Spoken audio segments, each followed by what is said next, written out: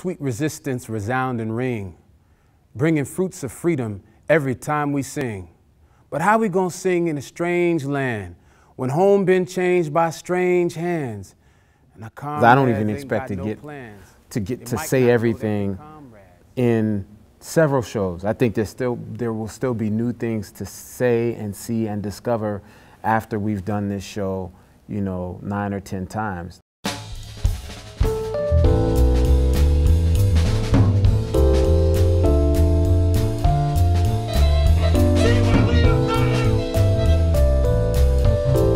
So Twice the First Time is a story about my great-grand-aunts, and they were born in 1851.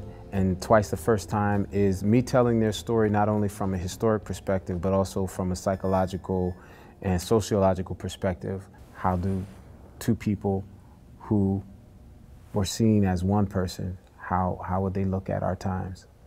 I was in a green place. In a lot of ways, it's my life story. Even though I'm talking about my ancestors, my great-grand-aunts, there's so many bits and pieces of myself that I'm unearthing that I've always been preparing for it even before I knew that there was going to be a show called Twice the First Time.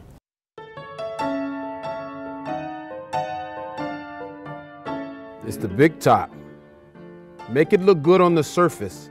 In the hood, there's a circus where ladies parade around in cabaret outfits. And my brothers are... When we say circus, people think Barnum and Bailey and they think of big, you know, what we know famously as a circus had to develop. So it was not always like skill-based.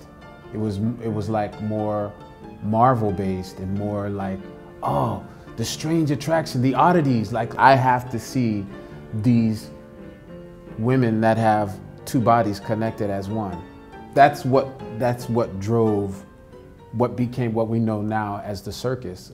Fascinated visitors discovered that if they pinched the arm of one, only she fussed. But if they tickled the toes of the other, both giggled. But Millie-Christine, when they were born, it was the year... Does anybody know what was happening? Slavery. Right. Slavery was happening at that time. So when they were born, their mother was a slave, and they were born slaves. So instead of going... You can't jump everybody into this story. There has to be a process of initiation. When we have these workshops, it helps me to think about what part of the story could be told. And I really got to see what it means to open doors that people didn't know existed. Are my eyes ajar? Like, no. No. I'm glad that humor and creativity and the joy of discovery can be a part of it. It doesn't need to be like, this is history. You need to sit down, child, so you can learn from this, right? You know, that's not gonna get it.